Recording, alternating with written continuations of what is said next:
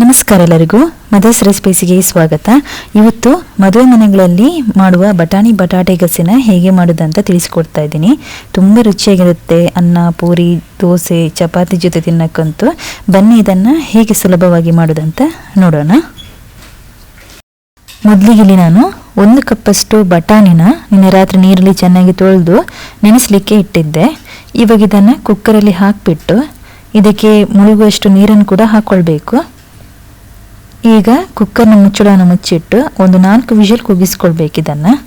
Next ಇವಾಗ ಮಸಾಲೆನ ready ಮಾಡ್ಕೊಳ್ಳೋಣ. ಮಸಾಲೆಗೆ ಸ್ಟವ್ ಮೇಲೆ ಒಂದು ಪ್ಯಾನ್ ಇಟ್ಕೊಂಡಿದ್ದೀನಿ. ಇದಕ್ಕೆ 1 ಟೇಬಲ್ ಸ್ಪೂನ್ ಅಷ್ಟು ತೆಂಗಿನ ಎಣ್ಣೆನ ಹಾಕೊಂಡಿದ್ದೀನಿ. ಎಣ್ಣೆ ಸ್ವಲ್ಪ ಬಿಸಿ ಆದಮೇಲೆ 1 ಟೇಬಲ್ ಸ್ಪೂನ್ ಅಷ್ಟು ಕೊತ್ತಂಬರಿ ಬೀಜ, ಅರ್ಧ ಟೇಬಲ್ ಸ್ಪೂನ್ ಅಷ್ಟು ಜೀರಿಗೆ, 1 ಟೇಬಲ್ ಸ್ಪೂನ್ ಅಷ್ಟು ಉದ್ದಿನಬೇಳೆ, 1 ಟೇಬಲ್ ಸ್ಪೂನ್ ಅಷ್ಟು ಕಡಲೆಬೇಳೆ, 1/4 ಟೀ ಸ್ಪೂನ್ ಅಷ್ಟು ಕರಿಮೆಣಸು, ಹಾಗೇನೆ ಒಂದು ಸಣ್ಣ ತುಂಡು ಚಕ್ಕೆ, 4 ಲವಂಗನ ಹಾಕಿಬಿಟ್ಟು ಇದನ್ನು ಸ್ವಲ್ಪ ಹೊತ್ತು ಹುರ್ಕೊಳ್ಬೇಕು.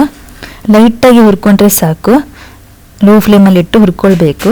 ಇದಕ್ಕೀಗ ಸ್ವಲ್ಪ ಕರಿಬೇವಿನ ಸೊಪ್ಪನ್ನು ಹಾಕ್ಕೊಳ್ತಾ ಇದ್ದೀನಿ. ಇದನ್ನು ಹಾಕಿಬಿಟ್ಟು ಇನ್ನು ಸ್ವಲ್ಪ ಹೊತ್ತು ಹುರ್ಕೊಳ್ಳಿ. ನೆಕ್ಸ್ಟ್ ಇವಾಗ ಇದಕ್ಕೆ 8 ಕೆಂಪು ಬ್ಯಾಡಗಿ ಮೆಣಸನ್ನು ಹಾಕ್ಕೊಳ್ತಾ ಇದ್ದೀನಿ. ಇದನ್ನು ಅಷ್ಟೇ ಸ್ವಲ್ಪ ಹೊತ್ತು ಹುರ್ಕೊಳ್ಳಿ. ಮೆಣಸು ಚೆನ್ನಾಗಿ ಇದು ಫ್ರೈ ಆಗಬೇಕು. ಚೆನ್ನಾಗಿ ಹುರ್ಕೊಂಡ್ರೆ ಆಯಿತು.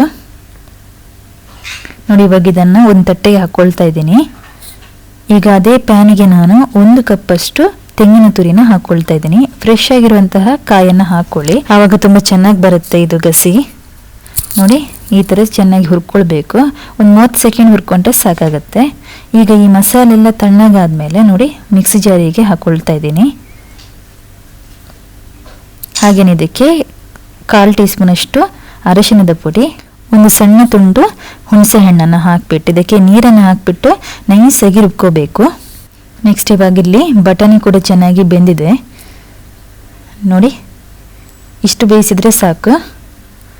ಇದಕ್ಕೀಗ ನಾನು 2 ಮೀಡಿಯಂ ಸೈಜ್ ಆಲೂಗಡ್ಡೆನ ಈ ರೀತಿ ಸಣ್ಣ ಸಣ್ಣದಾಗಿ ಕಟ್ ಮಾಡಿ ಇಟ್ಕೋಬೇಕು. ಜಾಸ್ತಿ ದೊಡ್ಡ ಸೈಜಲ್ಲಿ ಕಟ್ ಮಾಡಲಿಕ್ಕೆ ಹೋಗಬೇಡಿ. ಈ ಥರ ಸಣ್ಣದಾಗಿ ಕಟ್ ಮಾಡ್ಕೋಬೇಕು.